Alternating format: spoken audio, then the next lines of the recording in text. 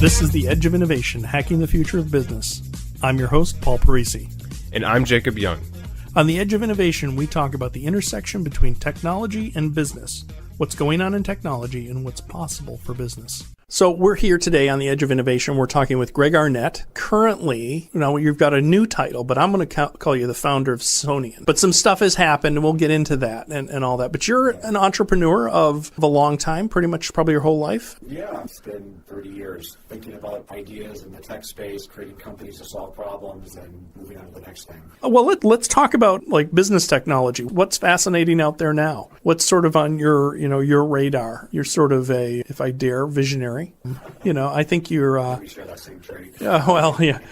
So what are you seeing out there? I've been reading some of your articles. I'll go into those if you don't remember some of the things, but yeah. So from a business technology perspective, looking at everything's a lot of security stuff, especially email collaboration security. That's also part of my job function is to be a security evangelist for the company or tech evangelist on data protection and security. I'm interested in the ever-evolving set of technology building blocks that are being put out there by companies like Amazon, Microsoft, and Google that can help folks like us go and solve a business problem faster. So every 6 to 9 months, there's a new service that we can take advantage of that just means you don't have to write more code. Right. And at some point down the road, so tied into that is serverless types of ideas, so functions as a service or Lambda functions, called from Amazon or OpenWhisk from IBM, where we can get really pure about the software we're writing, not even thinking about how it has to run in the environment, right? And just focus on the business logic. So low code, no code environment, app environments, I think are really interesting and going to make a comeback. I remember doing tons of those Microsoft Access web applications that didn't really require much technology, but solved a business problem. Yep. I think that's going to be coming back in full force. Interested in the cloud building blocks and how we can take advantage of them to do more. So I don't know if you wrote an article about this, but what do you think about all the malware and viruses and all the attack vectors that are open now? Is it going to continue to be a problem, or is it going to level off and decline? It's it seems like the Wild West in some ways. Yeah, I think it's a great way to characterize it. I think it's going to continue. It almost feels like an arms race or mutually assured destruction, especially now that machine learning and AI stuff can be used for good and for bad. So it's going to the black hats and the white hats are going to be doing it out in cyberspace, getting smarter on each other. And we'll continue to see, I think, exploits and vulnerabilities, unfortunately, and we'll get smarter.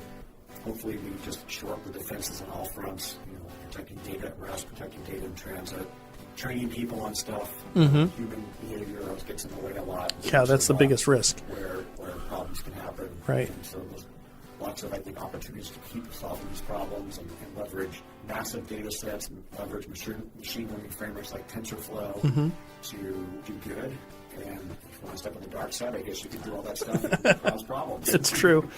That's true. Now, are you gaga over blockchain? Very interested in it and trying to figure out what the business problem to solve. Is there a problem to solve? Is there something you can do to make blockchain work better? Can you build business solutions on the blockchain technologies that somehow do something very different than what we have available today? I just came across what they call a collaboration system built on top of the blockchain to foster open yet encrypted and audited collaboration. So it's like a Google Docs equivalent built on top of the block stack.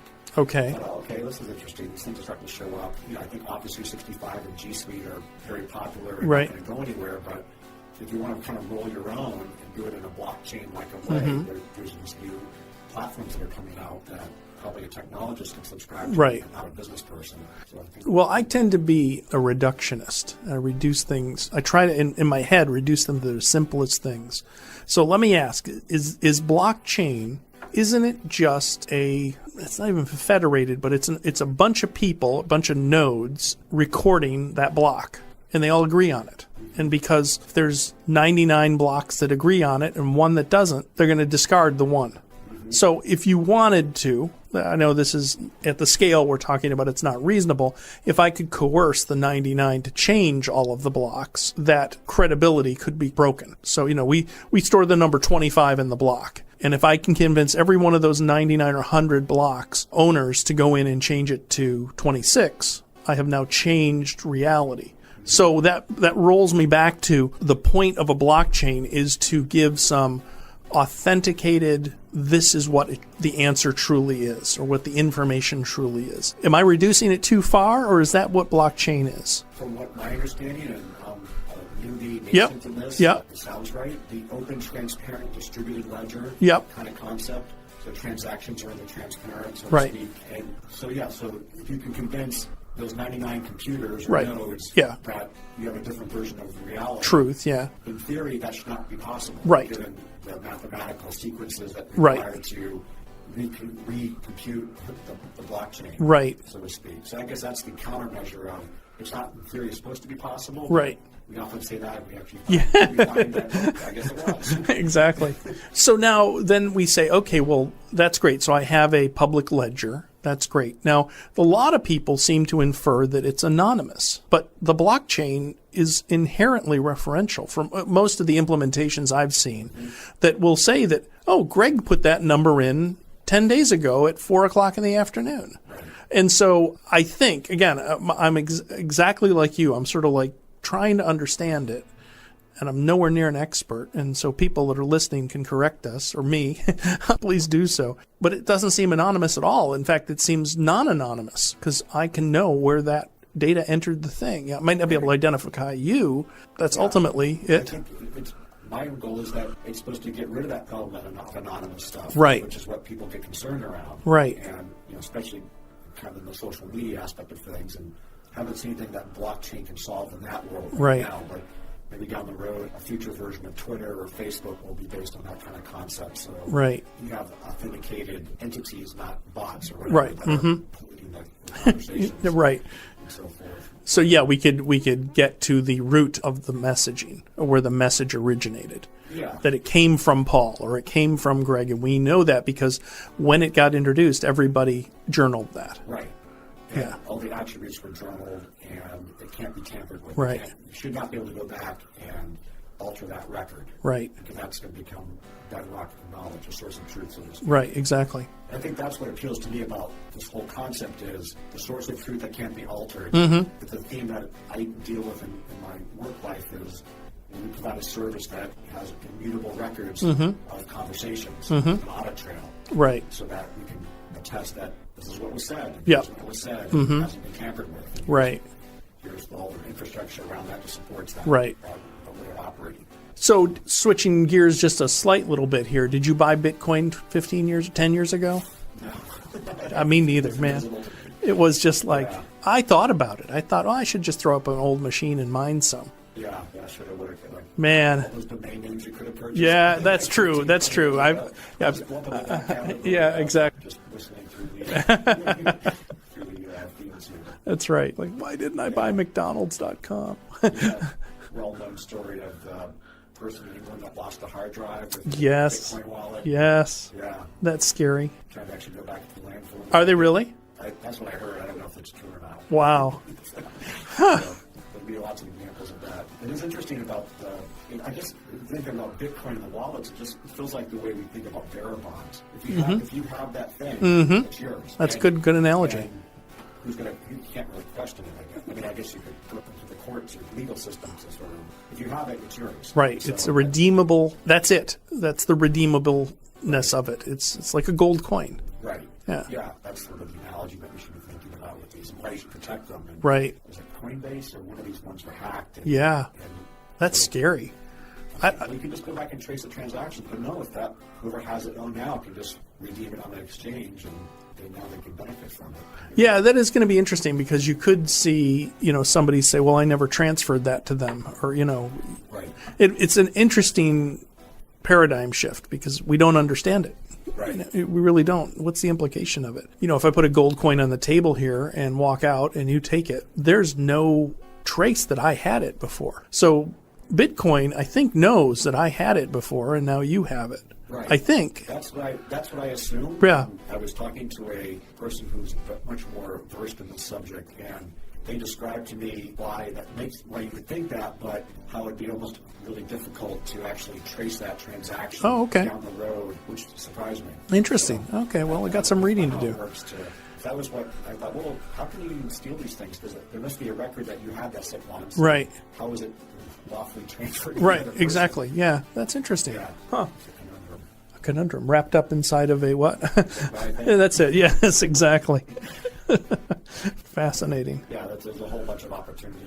I think reinventing or reimagining current business solutions around a blockchain way of thinking. Yep. And the distributed ledger concept. Mm-hmm. Contract management. Someone was even suggesting, think about DNS records on top of a blockchain environment. Yeah, I hear you, but it just isn't solid. It's not something I can grab onto yet, because it seems like it has to be something that needs veracity over time. And it's like, yeah, DNS, that sounds interesting, but who cares? I mean, what the DNS was 6 months ago. I think DNS crypt, I don't know if you've heard of that. That's where you actually encrypt your DNS traffic so that somebody can't get in the middle, and they can't also just see where you're trying to go and see where you're trying to resolve. That's a really nice thing. That's cool. That's really cool. But yeah, and we're doing with a lot of our clients, we use something called Cisco Umbrella, which is basically they bought OpenDNS, and they maintain their own DNS servers. So rather than going to the root servers or anything, you just use theirs. And so if you've got a bad site, they write it down as a bad site and they won't let you get there. And so they're the arbiter. I mean, they could be the arbiter of taste. They could say, no, we don't want you to go here. That's the evil side of it. But what they're doing is for malware and exploits and all that kind of stuff. And they can even do it for, I don't want gambling sites being in my network. And so it's a cool concept, and it's saved a lot of our customers bacon because they don't know where they're going. And then there's an ad that shows up that has malware in it. Well, this blocks that ad. So really cool stuff. Yeah. I feel it'd be really valuable, especially for consumers and small businesses. Yeah. On MSPs for their IT services. Yeah, well, and even for big companies, because what's happening is, but the reason why Cisco could do it is somebody has to keep up with the changes as the slew rate changes throughout the day. This site got infected, so they say, okay, you can't go there now. And then it wears off, and that site's no longer infected, and they take it out of the list. So some cool stuff there. Yeah. So what else?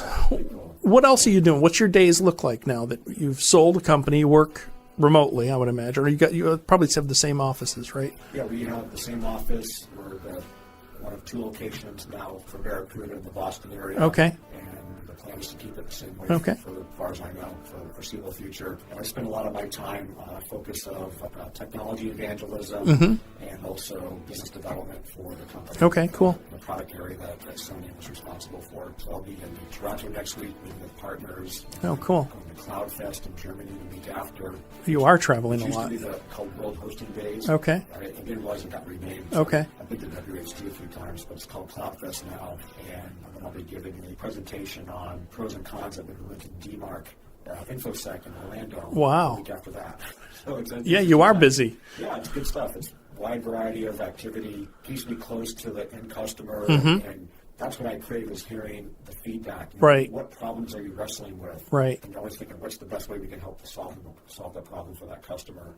Very cool. At Sony, and we had the indirect model, so we sold to a partner. Right, so you were one step removed. And we always were challenged with, what is the end user? What does the end business need? And, right.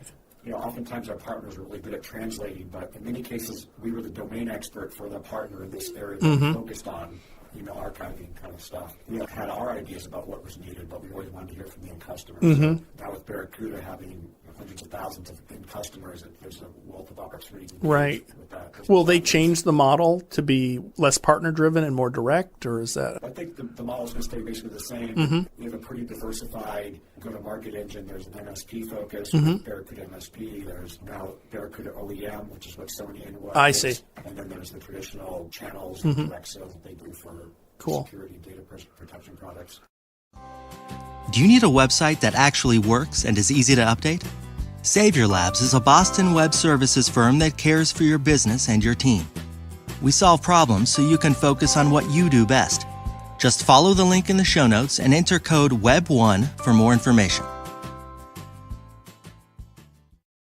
So do you think you've seen this, that we're collecting all of this data over time, and how relevant is it that you have a message from 10 years ago in your archive? It's different people would have different opinions. I appreciate having a verbal archive of things. Right. I love using Gmail and typing into the search box and just seeing conversation histories. And if something happens to be 10 years old that's relevant, I think that's valuable. Right. And it doesn't cost me any money to save it. It's not dragging down my productivity to have it around. Right. It's there if I want it. I'm personally not worried about discovery of stuff. Sure. I like having an infinite kind of repository behind the scenes. Right. I just recently stumbled upon a USB drive that I thought was empty. It turned out it had my PST files from a couple different jobs ago. I should just load this up into into my client so that I have an even further longer term library back in case I run into people I have communicated with and that kind of stuff. So interesting. It sounds a little bit like a pack rat, but it's not. I think it's valuable. It's relationships. It's relationships. I only use this to train future AI things and analyze my communication patterns, help me do better going forward, that kind of stuff. And for businesses, there's pros and cons of retaining everything forever. Sometimes you can't or they shouldn't. They have thoughtful policies on how to age stuff out nicely with the audit trail so that you know what you got rid of and you can defend it in court kind of thing. Some companies are still very rigorous around. They don't want anything past a year. They want anything after 6 months, and some are the opposite. They see the value in keeping it, and then be able to correlate it with other records in the company, like what's happening in the CRM, what's happening in the ERP, what's happening in the HRIS systems. You start to get this wealth of analytics that can help drive better business decisions down the road. So I think that's a very interesting area to work on in the future. What is your thoughts on you're being very thoughtful about keeping your history of information. So you've sort of gotten this history, you put the old PSTs in there. And I'm struggling with some of the concepts around like family history and old photographs and things like that. I saw another YouTube thing, Norm Macdonald was talking about, when you talk about your great-grandfather, you have one picture of him. And he said in 10 years, in the typical Norm Macdonald, you're going to have 1 million pictures of your great-grandfather and everything he said, everything, moment by moment. And so, as I've noticed with our kids growing up, they never met my father. He passed away long before they came along. It's out of sight, out of mind. At some point, they may think about it and say, they get the nostalgia, maybe in their 30s or 40s or something, and want to go after it. But it's all hooked. It's on a disc somewhere, in a closet after maybe I've passed away. And it's a very interesting conundrum. And that's just for normal families. But then you have these people that contribute intellectually, that do something more than, they write a book or they do all this different stuff. And it used to be that you'd go in and they'd get all their papers and look through them and maybe publish things. Well, now they're on discs somewhere. I've got this notion for a business of, sort of perpetuity. How do you store stuff for perpetuity? Because that they may not be relevant for 20 years. It's just an interesting thing because, do you just say, okay, somebody died, they wrote several different books, they impacted a bunch of lives, delete? It's so easy to store, but how do you perpetuate it? And then how do you also make it available in the universe so that people can discover it? It's an interesting, conundrum. It doesn't seem like it should be all deleted and thrown away on an old hard drive. Right. Yeah. It's funny you mentioned this. It's something I think about similarly from different perspectives. I ran into a local tech seed investor who was describing a similar set of concerns that he had. And he was querying me about whether things like the Sony could help solve that. Very, very tangentially, maybe. Right. It wasn't as encompassing as video and audio. Right. Harvesting seed records. In some sense, I think like Facebook wants to be that at some level as well. They want to be the source of everything, but to self-service their own. Right. And then there's the Internet Archive projects. Yep. All these different, whether they're .orgs or paid-for services. What's the memory box? You put all your stuff into like all your physical media and ship it off and then digitize it. There's another, that has to be part of what you're talking about. That's sure. Yeah, I'm doing the scanning of all the photos. And then I'm wondering, why am I doing this? Because is anybody ever going to look at them? And then analyzers will tell you who's in it and how old they are and give you more details around that makes it searchable. That index that you really want. Because it's the index that's really going to be important of all this content that will probably live on the cloud, and then when the cloud becomes passe, it'll live on a super high-powered box you have locally that will never die because it's so durable. And, the pendulum's always swinging, right? Right. So. Well, I remember, probably in my teens or 20s when I learned about all of the archives at Ellis Island. My family came through Ellis Island. So it was like, wow, that's really cool. Well, now we have the same thing, but it's not stored in a ratified place, to say, oh, this is where it's stored. But we have it to the nth degree. We have all these details of these people's lives. Yeah. And I just worry about where's it going to go? How do you pass it on? How do you access? Ensure how do you sort of donate it to the public? Right, exactly. Records. Right. The Mormon Church does a lot of this in terms of records online and so forth, searchable databases. But they're only doing it to the genealogical. That's their interest is genealogies. But I'm saying, me playing baseball when I was, 15 years old in a league, there's pictures of that. Does that matter to anybody? I don't even know. The other thing that I also struggle with a lot is a sense of place, is that there's not really a good place that says, here's what's here today, but here's what was here 20 years ago or 10 years ago or 30. And the less we do of that, the more we're losing, because you just don't know. There's the history of it is gone, I guess. Yeah. So those are some things that I'm struggling thinking through, is like, well, what do I do? Questions. Yeah, exactly. I'm thinking about that kind of stuff and anticipating maybe things that you could create that would help others sort of who are figuring this out or have a pain point in that area. There's something there. There's a couple different things that are coming, vectors into like that scanning of the media stuff as a service. You don't have to worry about it. There's a lot of friction to do it. Yep. No one has the time. It becomes one of those rainy day things you never get to. Yep, exactly. And then who pays for the storage? Right. And how do you pass it on to your heirs? And how do you search across it and analyze it? And there's privacy issues. So there's a lot of things to consider. It is. It's a neat kind of subject. Yeah, so, maybe if you have any thoughts on that, let me know. I'm very interested in that. Yeah, so. I can connect you to this other person that was interested in this and more from wants to use a service like that because they don't have it and they're worried about records for their kids and their ancestors and so forth. My grandmother and her sister were very much into genealogy, going to cemeteries and rubbing gravestones, and they actually wrote books for us. Oh, that's cool. That's really cool. It's really a really nice thing to go back and look at occasionally, and that's all different now with online versions of everything. Yep. So it's really more the index and searchability, I guess. Yep. That's where some innovation can happen. Right. As well as removing the friction of digitizing the physical assets that we have all around us that we want to get up into the cloud, so to speak. Yeah. I think one of the coolest things that I've ever seen is the Google Face movies. Where Picasa, they introduced it, where you could do a person over time. It's really cool. It's really familial, if you will. And that, even you're mentioning what was the place looking like over time, like Street View. Right. If it's been a long visited place, you can go back in time and look at it. Yeah, and that's cool. Yeah, that's cool. But I can always remember there's this department store called Big N that was at the one end of town that we used to go and I used to buy my models there, plastic models there.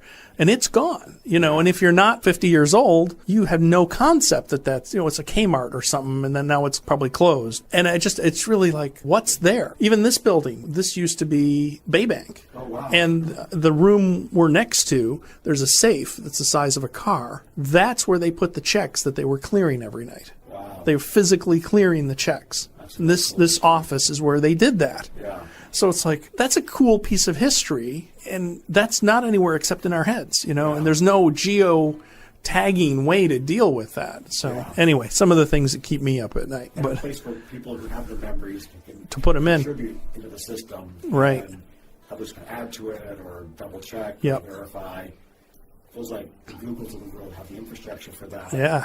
And potentially the resources, like financially, right? Sort of like, hey, let's just go do it because we can, without having to have a business case. Right, exactly. But this is how businesses get born: is these kind of conversations, is to say this would be really cool. And I think what you're pointing out is that the technology now is 20 years ago. There would have been, oh gosh, I mean, think about building YouTube 20 years ago.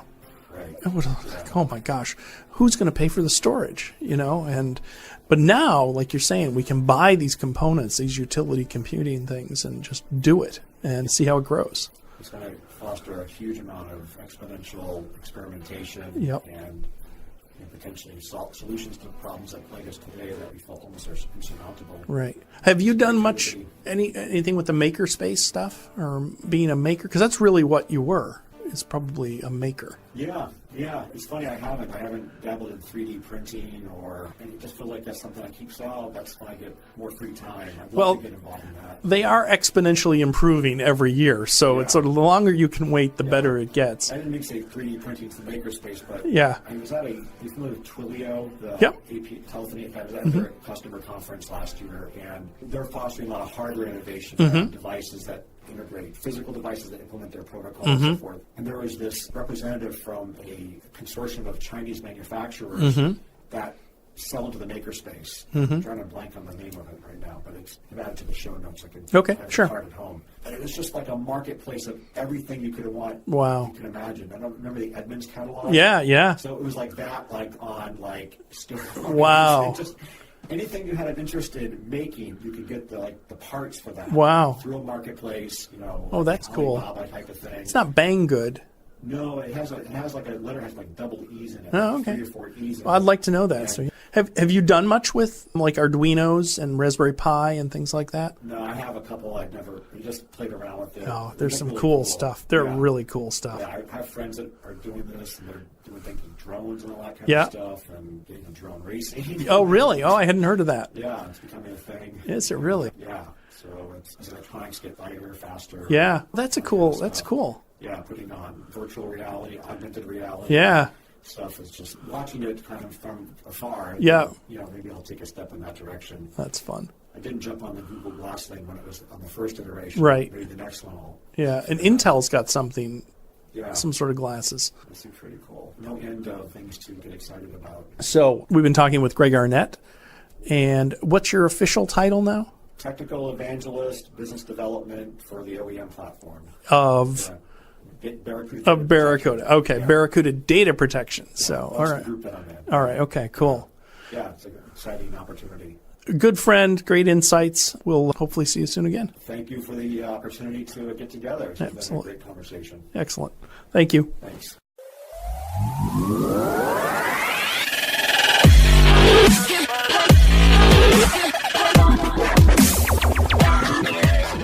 The Edge of Innovation is brought to you in partnership with Savior Labs. Savior Labs exists to help businesses mature and strategize for the future. Learn more about Savior Labs at saviorlabs.com. Thank you for listening to this episode of The Edge of Innovation, Hacking the Future of Business. For the show notes and more information about Paul, please visit paulparisi.com. The Edge of Innovation is produced by Jacob Young in conjunction with copious amounts of coffee. Music on today's episode was from bensound.com. Paul can be found on Twitter at pdparisi and on LinkedIn at linkedin.com/pdparisi. This episode, like all our episodes, is transcribed and available at paulparisi.com. Thanks for listening, and we'll see you next week.